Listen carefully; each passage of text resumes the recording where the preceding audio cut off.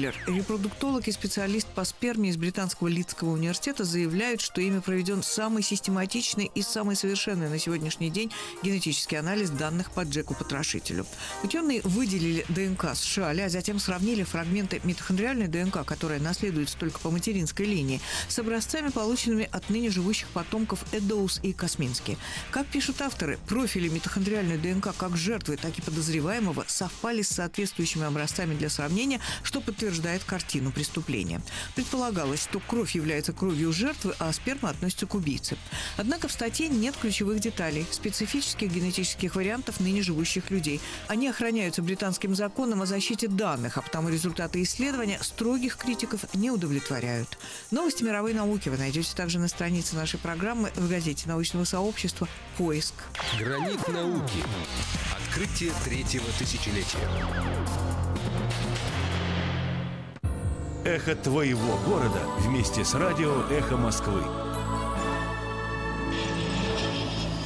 Реклама. С 1 июля 2019 года застройщики больше не смогут напрямую привлекать деньги дольщиков на строительство домов. Теперь, чтобы построить дом, строительной компании придется брать кредит в банке. Переход на эскроу-счета, как заявляют законодатели, это способ убрать с рынка недобросовестных застройщиков. Если у банка возникнут сомнения в том, что компания достроит объект, он просто не выдаст кредит. Предполагается, что благодаря таким изменениям полностью исчезнет риск появления обманутых дольщиков. Вместе с тем эксперты прогнозируют, что нового жилья станет меньше, а многие строительные компании могут уйти с рынка. Кроме того, банковский процент в итоге скажется на стоимости жилья. Аналитики прогнозируют рост цен в среднем на 10-20%. Начальник отдела маркетинга инвестиционно-строительной компании «Стройфедерация» Руслан Рахимов отмечает, что из-за изменений на рынке покупатели встают перед выбором – покупать жилье сейчас или ждать до введения эскроу-счетов. По мнению эксперта, если застройщик надежный, покупать квартиру стоит сейчас. Если говорить откровенно, то самое главное для человека, который приобретает жилье, это выбрать надежного застройщика. Если застройщик надежный, то нет никакой разницы, покупаете вы у него квартиру по эскроу-счетам или по договору долевого участия. И в том и в другом случае надежный застройщик дом достроит и ведет его в эксплуатацию вовремя. Разница лишь в том, что по договору долевого участия приобрести жилье доступнее, чем по эскроу-счетам. Потому что эскроу-счета в любом случае заставят застройщиков поднять цены на недвижимость.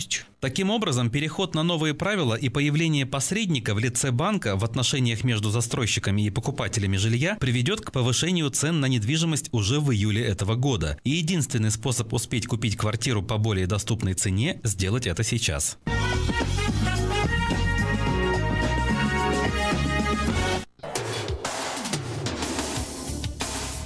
Персонально ваш. Здравствуйте. В прямом эфире «Эхо Москвы» в Уфе. Программа «Персонально ваш». У микрофона Руслан Валиев. Вместе со мной в студии персонально ваш политолог Дмитрий Михайличенко. Здравствуйте, Дмитрий. Приветствую.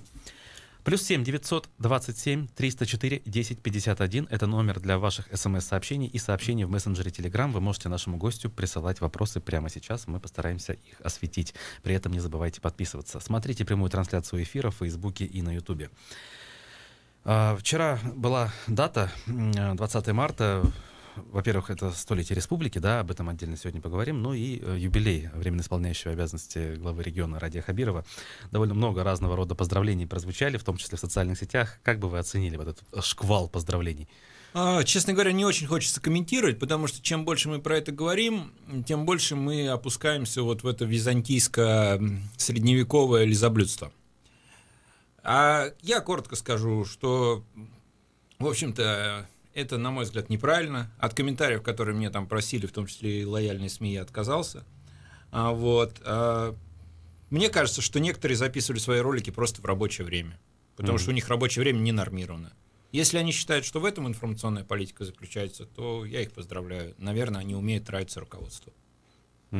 А что-то подобное бывало раньше, вот за современную историю России? Я вот не могу вспомнить, если честно. Ну, в Туркменистане, да, вот это нередко так вот поздравляют Аркадага, да, это спаситель, да, он его покровитель переводится с туркменского. В общем-то, в Центральной Азии, да, ну, Путин, он не позволяет так себя поздравлять, потому что он намного выше других. Если говорить о республике, то, в общем-то, Муртаза Рахимов в этом вопросе более достойный, он такой труженик, он не любит этих вот всех панигерических вещей. Ну, а Хамитов просто, в общем-то, другой формации человек, он больше с европейским мышлением, ему такие вещи чужды. Вот. Это же, понимаете, в чем дело, вот это создание вот такого вот панигерических настроений и так далее, это же затрудняет руководителю получать адекватную оценку о ситуации. Все замазывают этими зефирно-искренними, пусть это даже искренне, а скорее не искренними вот этими вот поздравлялками и так далее и тому подобное. Ну, не особо интересная тема. Ну, более важная тема действительно столетие республики, которая, на мой личный, кстати, взгляд и взгляд некоторых наших экспертов, обходится вниманием, да, то есть мало внимания этой дате, вроде как какие-то формальные вещи есть, но фактически такое ощущение, что есть желание как-то замылить эту тему и не выводить ее на первый план. Да, что происходит? Что происходит? Значит, во-первых, сама по себе тема достаточно такая спорная, и в глазах нынешних федеральных элит она дает даже сепаратизмом неким таким вот. Не то что здоровым регионализмом, а именно сепаратизмом, с национальным колоритом, оттенком, башкирским конкретно, потому что это все-таки больше праздник для башкир. Ну, что говорить, что события 17-го года, там, 19-го года ключевую роль сыграла башкирская интеллигенция, как бы я к ней не относился, хорошо или плохо. Второй фактор, который нужно учитывать, это фактор Ахмедзаки Валиди. Фигура достаточно такая противоречивая, спорная. Значит, если в рахимовский период его на щит ставили и так далее, то есть там улицу назвали, да и вообще эта идеология была. Вот не секрет, я вам могу сказать, что ректор одного из вузов быстрее придумал название своему вузу, имени кого-то, не буду говорить кого, чтобы не назвали имени Заки Валиди.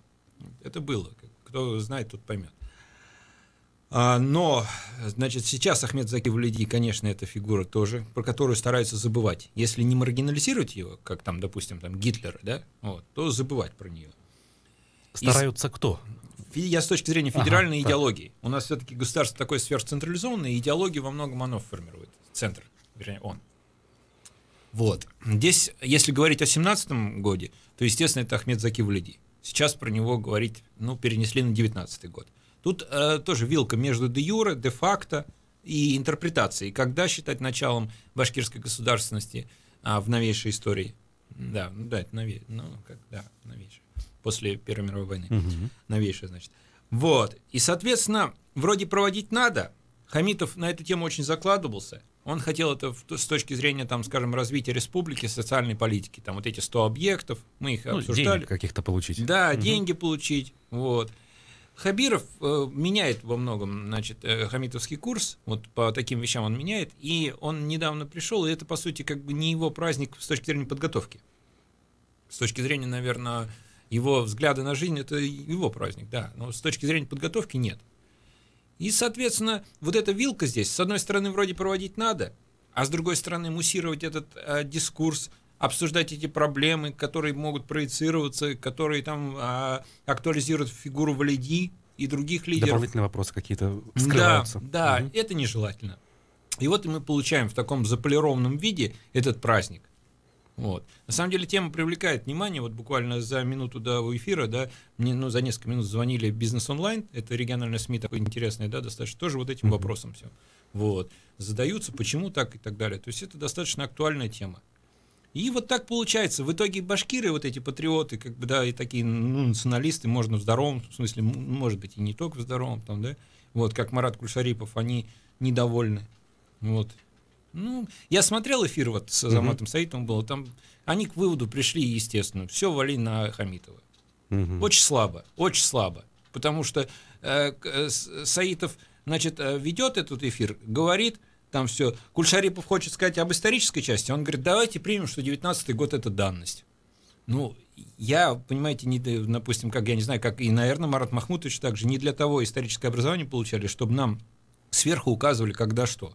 У него же исторически обоснованные свои выкладки. Если предположить, что 17-й год уже позади, вот сейчас 19-й, вроде как отметить надо хоть какую-то дату, да? Понятно, что есть споры там по поводу ее достоверности, но хоть как-то отметить же надо, вот хотя бы с этой точки зрения. Кстати, если бы региональные власти, предположим, да, все-таки настаивали на том, что это для нас существенная дата, и нужно ее пышно отметить, хотя бы на уровне 450-летия добровольного вхождения, да, вот как у нас в 2007 году отмечалось, пошла бы федеральная власть навстречу таким требованиям региональной власти, или все-таки всячески бы сопротивлялась? Думаю, сопротивлялась. И опять опять же, вот 2007 год, правильно у вас аналогия. Там Рахимов, который, в общем-то, контролирует, ну, на тот момент милицию, я не помню, он контролировал или нет, но он все контролировал практически, суды и так далее. Естественно, федеральный центр должен ему оказывать некие такие вот политез. Вот, в виде того, что все приехали, дорогу перекрыли, там президент страны был, и праздник широко отмечался. Так там ведь и коннотация самой даты была другая, там вхождение, а тут как бы выход своего рода немножечко из-под власти. Совершенно верно, и коннотация другая и так далее. Но вот если отвечать на ваш вопрос, на мой взгляд, я думаю, что скорее все равно это сдерживалось бы. Конечно, у Татарстана, допустим, с которым мы сравниваем, у него больше в этом плане потенциала, больше прав сказать и так далее, но политика идет, их тоже вот достаточно сильно сейчас ограничивает в идеологическом смысле, культурологическом, историческом, на все свое вот это вот вето накладывается. Угу. Ну и на фоне этой даты у нас арест Айрата Дильмухаметова произошел буквально, да, в преддверии этой даты. Некий такой символизм даже в этом, возможно, есть. Или все-таки это совершенно разных вещей, да? Ну, я думал про это, да. Я все-таки больше склоняюсь с тем, что в целом по стране политика информационная ужесточается. Это и вот и законодательство, это и определенные посылы. И я думаю, что Айрат Дильмухаметов, его задержание, это больше дело, значит, не республиканских властей, а именно там федеральных спецслужб, ну, и так далее, которые этим занимаются вопросом, они определяют, во многом цензурирующую роль выполняют и так далее. Очень грустно, конечно, что за общественно-политические взгляды, позиции арестовывают людей, но таковы реалии современные, в общем-то, российские, и они, в общем-то, вынуждают думающую интеллигенцию, интеллектуалов во многом уходить в себя, не то что в соцсети, а именно в себя, там, это называется внутренняя миграция и так далее и тому подобное. Ну, Айрат Дильмухаметов, при том, что я по многим вопросам с ним не согласен, но в данном случае мне бы хотелось его поддержать, конечно же, он думающий человек, критика нужна, критика здоровая нужна альтернативная точка зрения. Если критики нет, то происходит, в общем-то, доминирование одного субъекта, вот, ну, в данном случае государственной власти. К хорошему это вряд ли приведет. Здесь хотелось бы понять, а почему произошло это именно сейчас? Причем за видеоролик, опубликованный год назад. Ведь после этого у него целая серия роликов была, где он эту тему раскрывал более глубоко. В общем-то, говорил об этом много. А здесь вот оно какая годовалая отсрочка, по сути. Да. Ну, там тоже механизм разработки вот этих тем, дел, как называется, он достаточно сложен. Там санкции, там экспертиза и так далее и тому подобное. А то, что он был под прицелом, это очевидно. Вот. Поэтому я детально так не могу сказать. Я этот ролик немножко посмотрел. Вот, ну, мне, конечно, это вызывает очень такое негативное ощущение, потому что интеллектуалы вытесняются. На мой взгляд, Айрат Дильмухаметов вообще в нынешних реалиях совершенно не против российской государственности. Он, на мой взгляд, он хотел на этих, опять же, повторюсь, что это мое мнение, потому что прецеденты, когда меня за мнение уже тоже в милицию приглашали, там попытки уголовных дел завести были. Вот. На мой взгляд, он хотел просто сыграть такую роль такого некого политического фрика на выборах, который, ну, в общем-то, добавит интерес этим выборам. Выборы, я имею в виду, главы республики. Вот. И, ну, немножко заработать, наверное, потому что он сколько лет, я думаю, что денег у него не так много, потому что он то в тюрьме, то он занимается общественной деятельностью. Вот. А так, я имел с ним разговор всего один раз, но, в общем-то, достаточно конструктивный. Я понял, что вот по ряду параметров, да, например, в вопросах развития центра региона мы сходимся. По роли национальной какой-то составляющей в республике я сторонник многонациональности, конечно, естественно, да, но Айрат тоже не противник такого, что башкиры и все остальные. У него там достаточно продуманные социально-философские даже мысли. То есть, если бы он в этих выборах участвовал так или иначе, даже не будучи кандидатом, это было бы, в принципе, выгодно республиканским властям нынешним? Ну, я, опять же, не знаю, какую они тактику собираются выстраивать. Там явка, параметры, значит, позиционирование и так далее. Но при определенных раскладах, я думаю, что он мог бы оживить интерес к выборам. С точки зрения выгоды, надо знать, как они позиционируются. Может быть, у них там вообще будут выборы крайне сухие, вот, кандидаты ноунеймы и откровенно слабаки, вот, которые, в общем-то, только и сделают, что будут не мешать Хабирову, набирать его 70 и более процентные результаты, плюс там работа избирательных комиссий и так далее и тому подобное. Поэтому я тут не могу сказать, но при определенных условиях он мог бы оживить интерес к выборам. Ведь люди понимают, что выборы во многом предрешены, и интерес к выборам большим вряд ли будет. Ну вот, кстати, к выборам уже кое-какая информация стала поступать. Например, время работы избирательных участков в республике продлили на 1 час, но не вечером добавили час, а с утра. То есть не в 8, а в 7 они откроются. Я как член избирательной комиссии, если честно, не совсем понимаю логику. Как это можно попытаться хотя бы объяснить? Ну, возможно, это можно и объяснить тем, что когда люди спят, определенные дела делаются легче. Возможно, именно этим. Я так с таким в Москве, вот насколько я помню, там, вот я сейчас там проживаю, все равно уже, да, так или иначе, вот, там продляли участки, эту работу, вот как раз как вы говорите, более позднее, более вечернее, конечно, да, здесь вот так вот, ну, ладно. Они там, вот у них для этого есть армия такая, скажем, она не отесанная, но тем не менее, это лизоблюдов, вот, которые пусть они пытаются объяснять, придумывать, что вот тот, кто рано встает, там Аллах подает и так далее и тому подобное. Вот это работа вот этих вот лизоблюдов, которые, в общем-то, на БСТ выступают. А почему на БСТ выступают? Потому что там нет возможности ответить.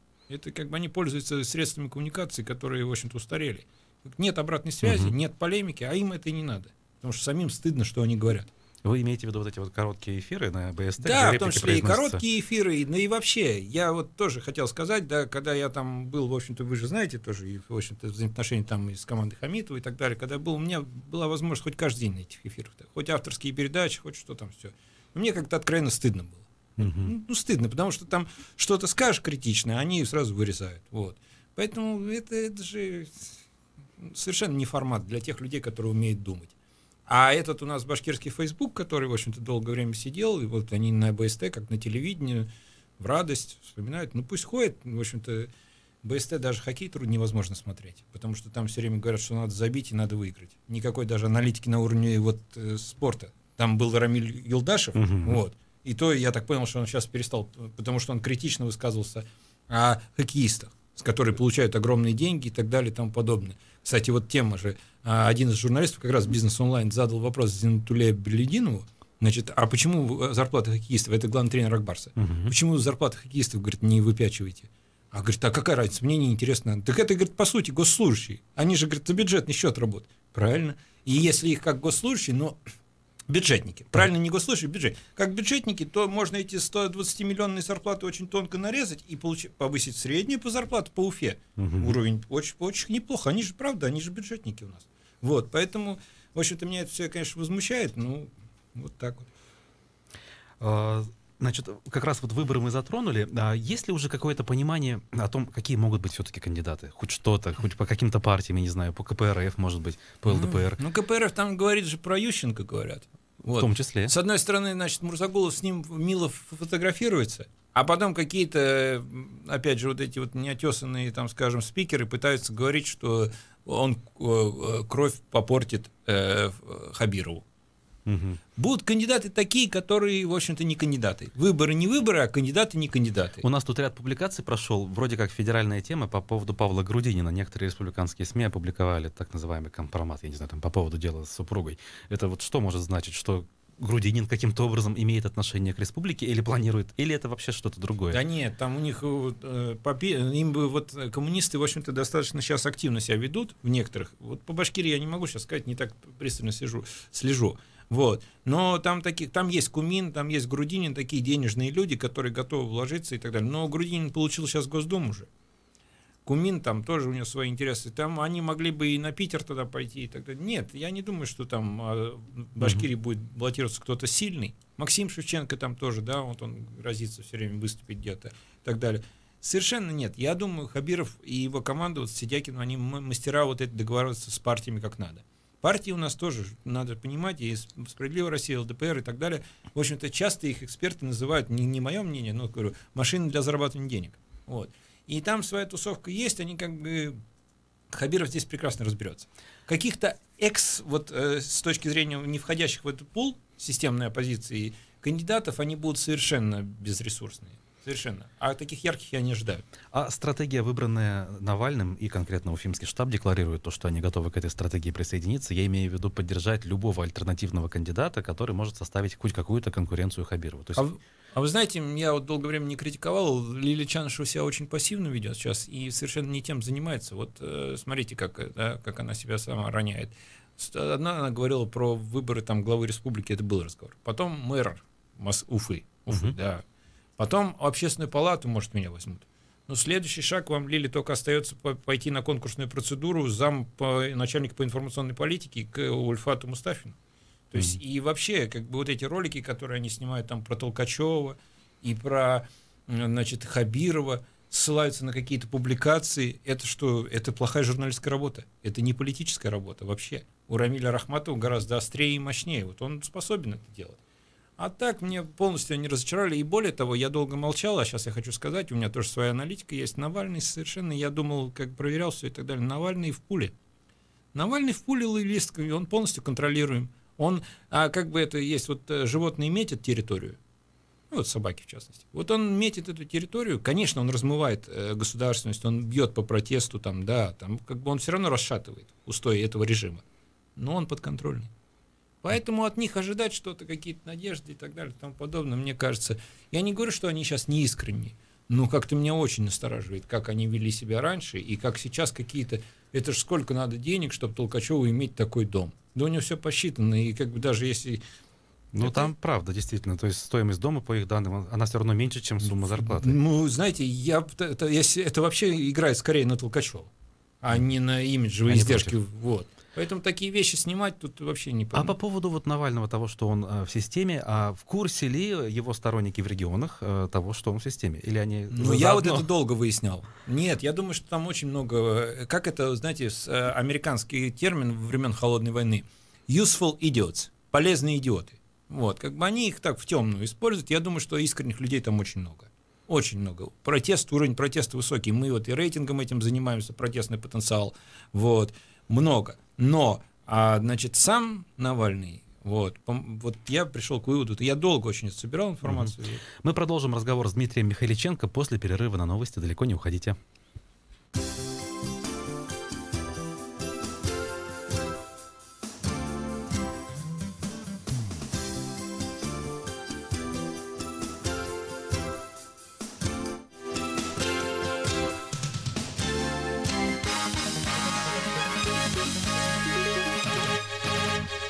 13 часов 30 минут в Москве. Краткий выпуск новостей в эфире «Эхо». Добрый день. Центр избиркома отказался передавать вакантный мандат депутата Госдумы бывшему кандидату в президенты Павлу Грудинину. Как объяснили в ЦИКе, Грудинин вовремя не закрыл иностранные счета. КПРФ хотела передать Грудинину мандат Жареса Алферова, который скончался 1 марта. Как сообщили в Центр избиркоме, мандат получит депутат Законодательного собрания Красноярского края Петр Медведев. ФСБ рассекретило уголовное дело адмирала Колчака, однако доступ к нему по-прежнему ограничен, так как Колчак не реабилитирован. Правозащитная группа «Команды 29» намерена получить доступ к материалам через суд. Один из вариантов – оспорить отказ в реабилитации Колчака и подать ходатайство о пересмотре решения Забайкальского окружного военного суда за 90-й год, так как адмирал был убит по политическим причинам, сообщил юрист Максим Алиничев. Данные об издевательствах над солдатами-срочниками на полигоне Цугул в Забайкалье не подтверждаются, сообщили Интерфаксу в пресс-службе Восточного военного округа. По словам военных, проводились осмотры, индивидуальные беседы, а также анонимное анкетирование всего личного состава. Напомню, Комитет солдатских матерей обратился в военную прокуратуру после того, как об издевательствах в социальных сетях рассказали сами военнослужащие. В России продажа крепкого алкоголя может быть разрешена только с 21 года. Соответствующие поправки разработал Минздрав. В пояснительной записке говорится о том, что подобные ограничения действуют во многих странах, в частности в США, Казахстане, Египте и Индонезии. В Минздраве подчеркивают, что инициативу поддерживает население страны. Как показал опрос, запрет на продажу крепкого алкоголя до 21 года поддержали 78% респондентов. В случае принятия поправок новые правила вступят в силу с января 2020 года, сообщает «Коммерсант». Дирекция Минкульта в 2016-2018 годах приняла и оплатила фактически невыполненные работы на 51 миллион рублей, сообщает Счетная палата. Контрольный орган оценил ущерб и риски ущерба почти в 57 миллионов. Счетная палата собирается обратиться в Генпрокуратуру, а также доложить о нарушениях президенту, правительству и Федеральной антимонопольной службе.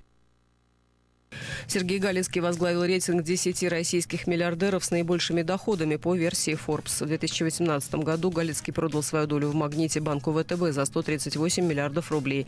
В отличие от традиционного рейтинга богатейших бизнесменов, где оценивается стоимость активов, в этом списке учитываются живые деньги, полученные за продажу активов или в виде дивидендов.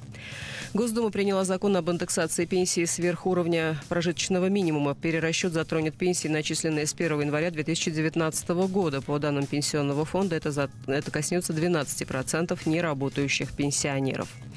Бывший футболист сборной России Андрей Аршавин стал послом чемпионата Европы 2020 года, сообщает УЕФА. Чемпионат пройдет в 12 городах разных стран, в том числе в Санкт-Петербурге. Северная столица примет 3 матча группового этапа и 1 из четвертьфиналов.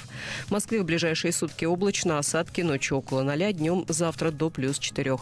Ирина Меркулова, служба информации, «Эхо Москвы».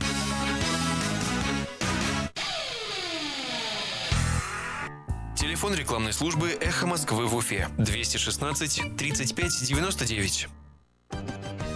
Будет реклама, будет и эхо. На то мы и партнеры.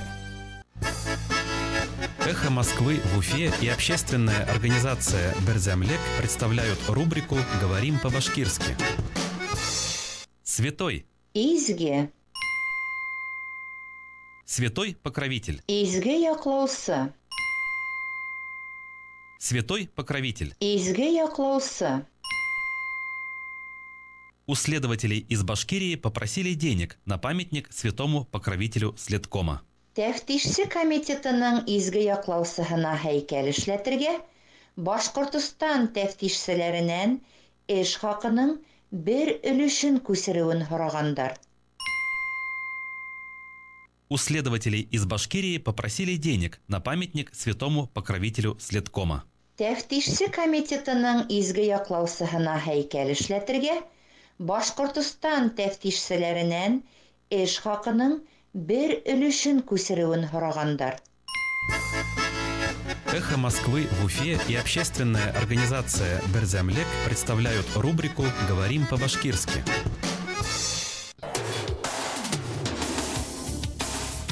Персонально ваш. На «Эхе Москвы» в Уфе мы продолжаем программу «Персонально ваш». У микрофона Руслан Валиев. Вместе со мной в студии политолог Дмитрий Михаличенко. +7 927 304 1051 – это номер для ваших СМС-сообщений.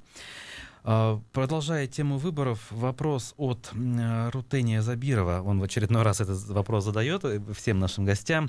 По закону собственных средств кандидат, участвующий в выборах, может потратить только 20%. Так для чего предел на выборах главы 200 миллионов рублей? Увеличили, да? У меня лично нет 40 миллионов. Где равенство кандидатов, он спрашивает. Да никакого равенства нет. Тут на самом деле эти законы создаются для того, чтобы провластным кандидатам было удобно и, скажем, беспроблемно получать нужный ресурс, в том числе и финансовый, не только административный, для, в общем-то, проведения полноценной избирательной кампании. Остальные ведут избирательную кампанию постольку-поскольку. Поэтому вопрос, конечно, с точки зрения идеального бытия и Конституции совершенно правомерен. С точки зрения современных реалий, в общем-то, он так не стоит, к сожалению. Тетя Роза вот нам пишет по поводу 7 часов утра. Люди в сады уезжают утром пораньше, дороги свободнее, до обеда холодок, дела сделать. То есть в 7 утра лично для меня удобнее на выборы сходить. Вот аргумент. Да, понятно. Значит, Колпаков пишет: грамота Хабирову за социально-экономический вклад, которую ему вручил Толкачев. Не рано ли? Обаме тоже давали Нобелевку за мир авансом, но мира не было. Да, понимаете, опять же, эти панигерические штучки, все это там, которые, значит, у Хабирова нет, если с точки зрения вклада его в развитие республики, он есть, конечно, почему нет, его можно было и при Рахимове что-то давать, но это, я думаю, очередное проявление лояльности. Толкачев мастер таких дел, главы меняются, а Толкачев остается. Есть же политики, которые, допустим, со всеми главами работали, но со всеми не срабатывались, и все о них плохого мнения. Далеко ходить не надо, да, сейчас тоже работают пока. А есть те, которые со всеми срабатывались и, в общем-то, одинаковые были для всех. Толкачев из этой, в общем-то, оперы, я думаю, из этого разряда. Ну, а что касается грамоты, я думаю, республика не обеднеет от этого. Хотя это тоже элемент, опять же, создания, наверное, такого, если не культа, то образа который, конечно, я считаю неправильным. Не нужно нам такой. Нужна система сдержек, противовесов. Должен быть нормальный общественный контроль. Вот Дмитрий задает этот вопрос, это, в общем-то, есть общественный контроль. Но этого мало. Между тем, неделя у нас началась с информации о событиях в Сибае, да, вокруг, вроде как сам карьер все меньше и меньше, да, инфоповодов дает, затопляется постепенно, но политолог федеральный Никита Исаев прибыл туда, получил мукой, получается, да, и в результате у нас вот эта вот история развивается. Он сделал ряд заявлений, вплоть до того, что на выборах готов участвовать в нашей республике, то ли там кандидатом, то ли в каком-то другом виде. Ради Хабиров на оперативном совещании эмоционально на это отреагировал. Как прокомментируете эту историю? Да, во-первых, нужно сказать, что в 2018 году, летом, Исаев приезжал с такими же, в общем-то, достаточно такими провокативными целями. Здесь бардак, я везде проехался, такого бардака, как в Башкирии, я нигде не видел. Это цитата почти.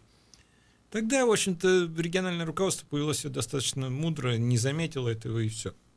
Здесь Сибай, ладно, болезненная тема. В общем-то, да, можно взбаламутить людей. Но так как это повел себя Хабиров, и как это было подано на заседании правительства, что он приехал участвовать в несанкционированном мероприятии. Знаете, я вот тоже свой опыт, например, я приезжаю в какой-то город в регионе вести фокус-группу, и мне тоже говорят, это не санкционировано. А, допустим, для того, чтобы поговорить с людьми, фокус-группа — это просто обмен мнениями, по сути, ничего не надо. Исаев же сказал, я просто приехал с людьми поговорить, людей послушать. И говорить, что это не санкционировано, у нас нет такого по ограничению передвижения. Исаев не крепостной, он имеет право. Я считаю, что политологи, приезжают, которые лучше, им больше доверия, потому что они хоть знают ситуацию изнутри, а есть же, которые с умным видом все комментируют в пределах Садового кольца.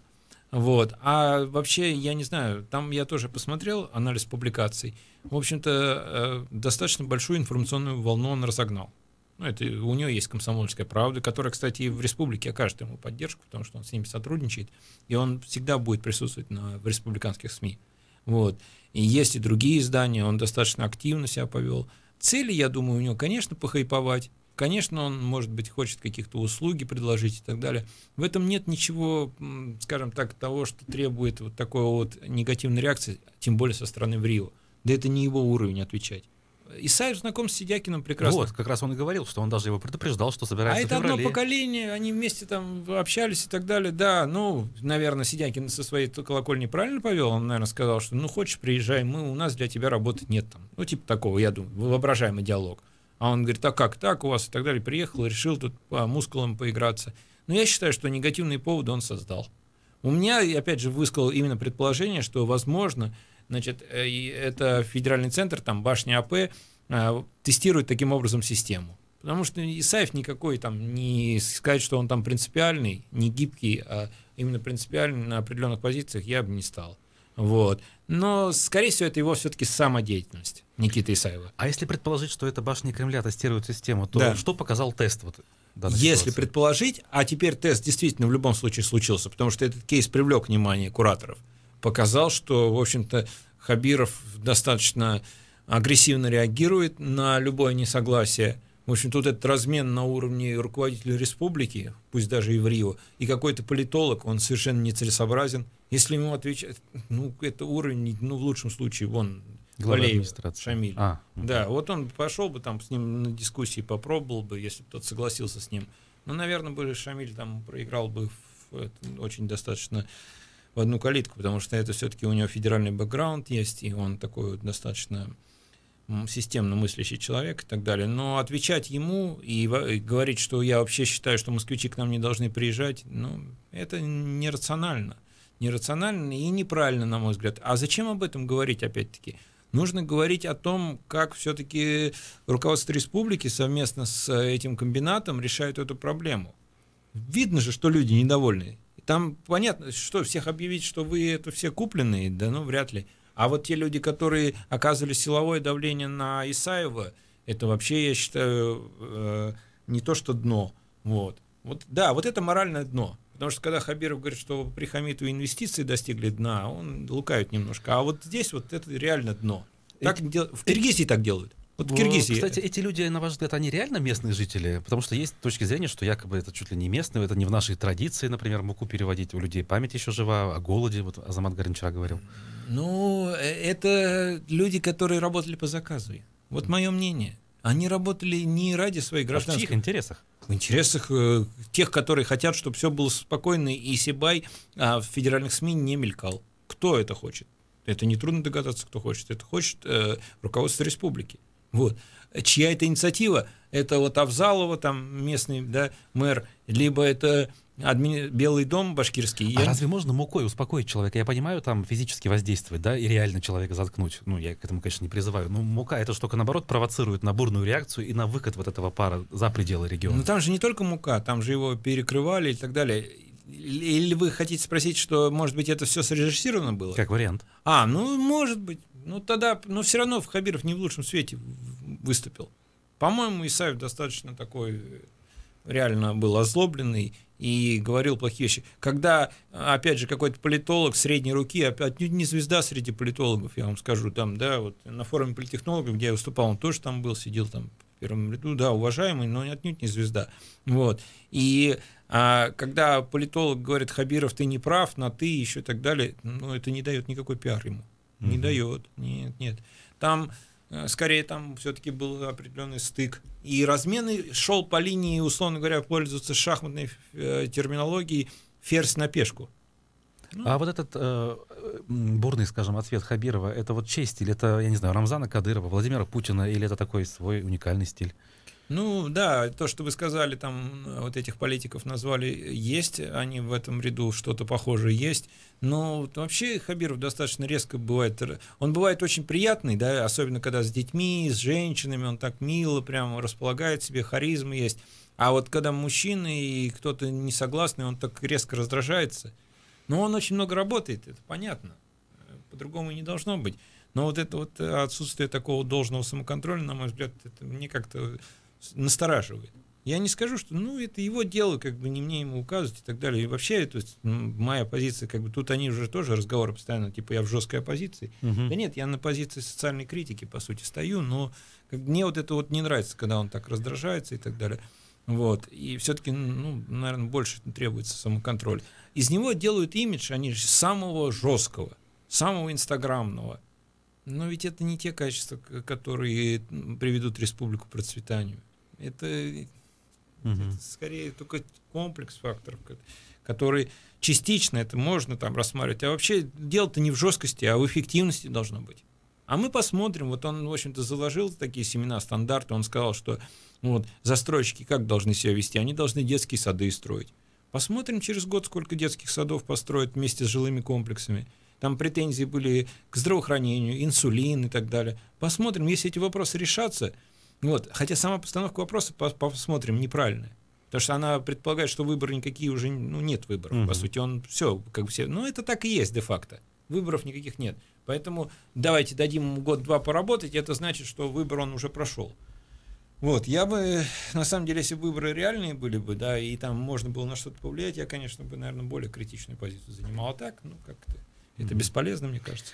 Тем временем у нас еще кадровые решения произошли. Буквально сегодня Курултай утвердил кандидатуру Константина Шагимуратова руководителем контрольно-счетной палаты. Человека характеризуют как члена команды Хабирова. Безусловно. И я могу сказать, что он, в общем-то, до конца был с Хабировым, и когда Хабирова уже не было в республике, это была одна из его цитаделей «Справедливая Россия». В общем-то, Шагимуратов не старался, вот тогда такого не было, там «Эхо Москвы» в Уфе там не было, да, вот, но СМИ там были, там Уфимский журнал тогда гремел, Майдан РБ, он старался там выступать. В основном он, конечно, все со своего сайта, который мало кто читал, но тем не менее он постоянно критиковал Хамитова, был в жесткой оппозиции. В общем-то, и хамитовские пытались его выдавливать, и в конце концов выдавили. Но он сыграл важную роль, потому что он держал этот бастион, был для Хабирова полностью предан, потом он его пригласил в Красногорск, и, в общем-то, у него были определенные трения с Мурзагуловым у него возникли. Вот. И на самом деле он очень сильно Мурзагулову в свое время помог, но тот достаточно, мне показалось, что не очень благодарно, но тут не знаю я, как бы это говорить. Шагимуратов сейчас это, конечно, такой достаточно умный человек, и, в общем-то, он, по крайней мере, там в той команде, в которой он был изначально. Это вызывает уважение, хотя, по сути, вот, в те годы там достаточно он не был как оппонент. Насколько эта позиция руководителя контрольно-счетной палаты значима?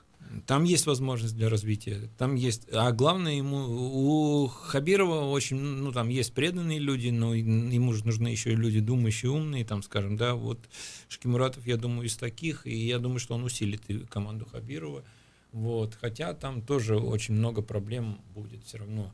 И я думаю, что ротация и дальше будет, потому что Хабиров, он прагматик. Он не делает так, что вот ты свой, ты здесь сидишь сколько хочешь. Нет, если ты свой, ты здесь сидишь, если ты усиливаешь, ты работаешь. Если нет, извини, вот, уходи в сторону. Потому что ему важно, чтобы выстраивалось все, как он хочет. А это достаточно сложно и требует определенного кадрового ресурса. Не сказать, что у него большая скамейка запасных. Не сказать. Потому что, ну, с другой стороны, вот можно сейчас уже с октября почти полгода, да, прошло, можно оценить. Они как бы кадровую политику, вот Хамитов как? Приходит, тут позиция. Так, этот никого нету. Ну давай возьмем Рахимовского. Ну давай возьмем Хабировского. То есть он насажал вот этих людей, которые, в общем-то, были не ему преданы лично. Может быть, специалисты неплохие были. И он за это пострадал.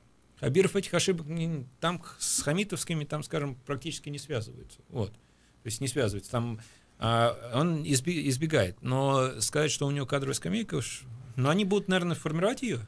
Второе назначение вот прокурора республики Камиля Кашаева также утвердили.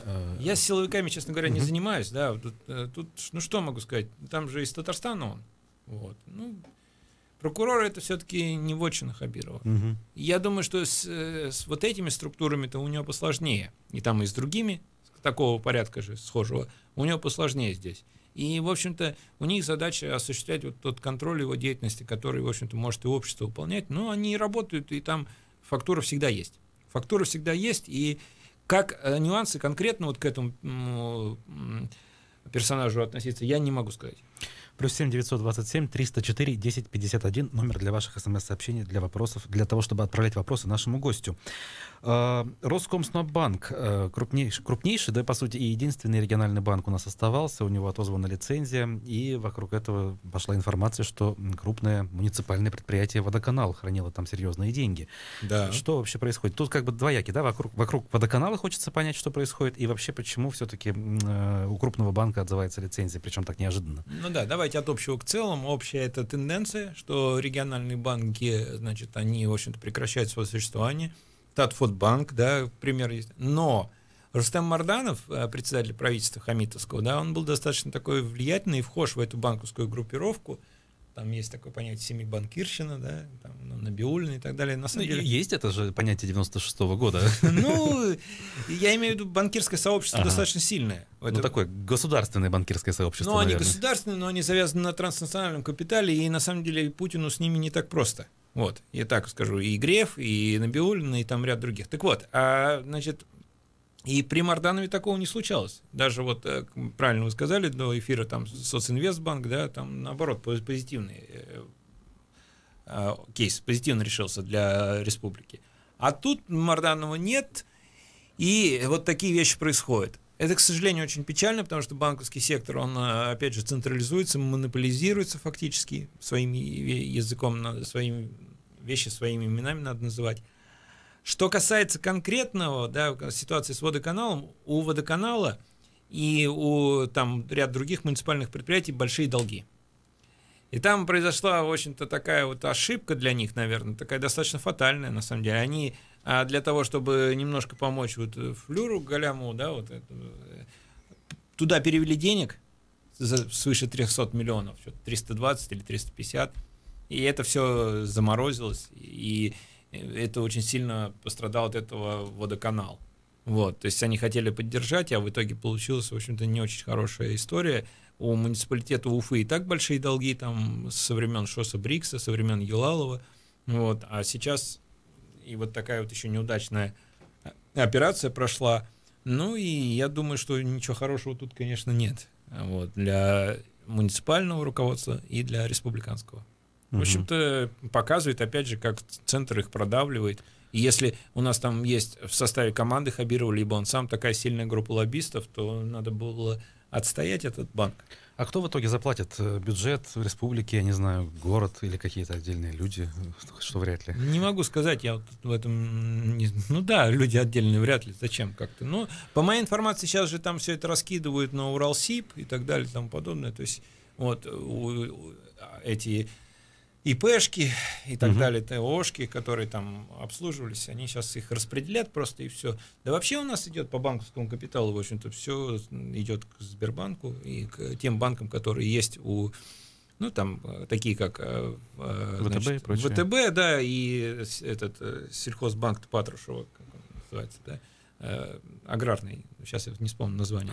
Россельхоз. Россельхозбанк, совершенно верно, да. Ну вот такая ситуация не очень хорошая. Смотрите, новость вышла, что ЦИК отказался передать Грудинину мандат депутата Госдумы, и тут же слушатель нам пишет, вопреки вашему прогнозу, ЦИК отказался передать ему мандат. Ну, да. Баррикады будут, спрашивает нас Да слушатель. нет, тут не прогноз, я думал, что это дело решенное, вот, но, видимо, я ошибся, просто там коммунисты-то решили, а ЦИК не принял, да, видимо, я имею в виду по мандату Госдумы.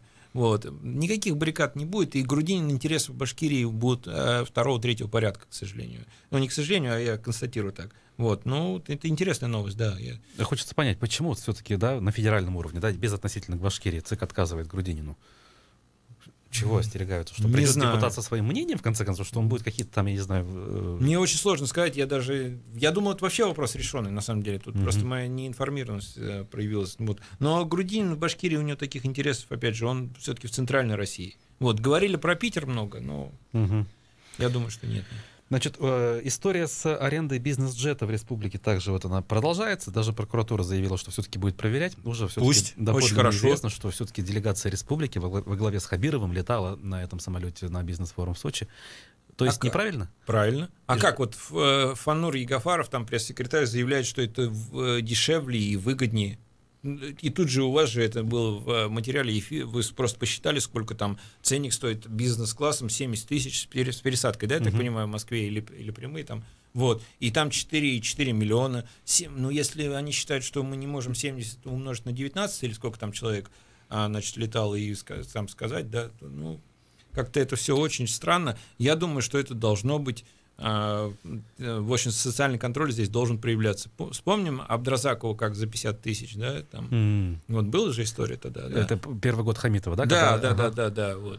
А здесь, на самом деле, ну, непозволительная роскошь. Ну вот они оправдывают, что, мол, удобно, что не было стыковочных рейсов удобных, там 2 суток бы потратили на дорогу, а так вот как бы вопросы быстро решили. Неудобно ли им было вообще уволиться с этой работы временно, да, написать там заявление, поприсутствовать там на волонтерских началах? Мало ли что им удобно. Вот, на это удобно, можно инсулина купить очень много. Я не хочу заниматься демагогией, это всем понятно все. Там имиджевые вещи, у них там тоже разговоры идут какие. Вот, кто первый взлетает? Первый Путин взлетает, второй там взлетает Миниханов, или там тоже вот в этом они мерятся и так далее. Там то есть важно взлететь там условно не 10-м, а да, 5-м. И прилететь на нормальном, там, на своем бизнес-джете или арендованном. Это вот понятно, Хакасия, глава, он будет в эконом-классе летать. Кстати, Хамитов тоже летал в эконом-классе, ничего страшного было. Вот. То есть, а Хакасия почему? Потому что опальный. Ну, мы говорили в прошлый эфир, да, опальный губернатор, коммунист, которого, в общем-то, АП не предполагал, что он возьмет. Вот он летает эконом. А здесь-то удобно, выгодно. Ну, жизнь удалась, что говорить. Ну, раз уж мы вернулись к теме республиканских властей, вот Андрей Патрицын подсчитал, 1500 аккаунтов якобы забанено Радием Хабировым, там лично или не лично, это отдельный вопрос. Вот как это можно, я не знаю, объяснить, оправдать? А это глупость просто очевидная, что, в общем-то, они не способны реагировать на критику и стигматизируют всякую критику, объявляя ее неконструктивной, провокативной и так далее. Так сами же пришли, сами объявили, я не знаю, там, в путь все соцсети. Ребята, конечно, давайте, это очевидное противоречие, люди разочаровываются от такого. Вот. Хотя бы там, блокируют, потому что хотят создать картинку. Так же и на выборах происходит, Руслан. Вот им важно, те, кто его поддерживает, чтобы пришли. А те, кто не поддерживает, в тряпочку дома отсиделись, отмолчались. И это не только про Хабирова, я говорю, это вообще система у нас так устроена. Как политтехнолог говорит, явку сушим. То есть, если видят, что уровень социального недовольства высок, то явку сушим. А свой бюджетники, лоялисты, там, эти работники пятерочек, матриц, и же всех там барщину и оброк отбывающих бегом на выборы и в телефонах отчитался. Фотку создали, группу в соцсетях, в мессенджере, допустим, в WhatsApp, каждый выкладывает, я проголосовал. Все. Это как бы норма в рамках нынешней реалий. Есть вопрос, как бы, может быть, он не совсем политологический, но все же хотелось бы узнать ваше мнение. Вот у нас Минздрав предложил премировать врачей 6 тысячами рублей за каждый случай раннего выявления рака. То есть терапевт участковый, который заподозрит рак и отправит человека на диагностику, и этот диагноз будет подтвержден, получит дополнительные 6 тысяч за каждый случай. То есть хотят тем самым, раскрываемость, выявляемость рака на ранних стадиях повысить. То есть вроде как цель такая, благая. Так это же показатели. Я вот детально это не знаю, да, но я точно знаю, что в Минздрав вот показатели, значит, работы и эффективности губернаторов, там есть этот параметр. Вот. То есть на федеральном уровне это выставили. Чтобы поднять показатель просто этот. Они, знаете, как делают? Вот другой регион, опять же, тоже, где я детально знаю ситуацию и так далее. Там, значит, нужно выявляемость новых болезней. Выявляемость новых болезней. Они как делают? Они делают... манипулируют зачастую. Кто-то ходил на прием, вот вы, условно говоря, не записываетесь, они вас пишут сами и отчитываются, что вы сходили. И написали вам, что какие-то болезни. Все это делается, потому что там отчетность, будь здоров. Вот. То есть это делается для того, чтобы поднять этот показатель. Вот. Как реально, я не знаю. Этот показатель в итоге влияет на что? На некий рейтинг губернатора? KPI социальной политики, так скажем, ключевые показатели по социальной политике, эффективность социальной политики. Там есть детская смертность, онкологические заболевания, процент, значит, новых болезней, выявленных на одного человека, на одного пациента и так далее.